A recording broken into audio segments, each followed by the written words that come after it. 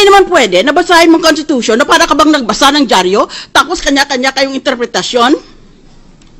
Hindi ganon yun. Kaya nga meron tayong constitutional law, which is said to be the most difficult subject to pass in the entire College of Law.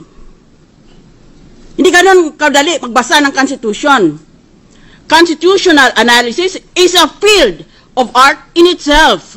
It is a technical field. Kaya 4 na taon ang abogasiya. Kung baska sino lang pala pwedeng mag-interpret ng Constitution, bakit pa tayo may mga abogado? Kanya-kanya na lang.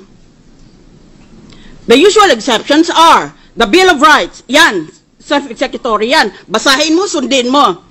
And constitutional provisions, pag sinabi ng batas, hindi pwede ito, yan, sundin mo kaagad. Pero lahat, hindi mo pwedeng masunod kaagad-agad. Magantay ka kung anong batas ang ipapasa ng Kongreso. Wala kaming ginagawa sa Kongreso kung hindi magantay kung anong sinabi ng Constitution. That is the main function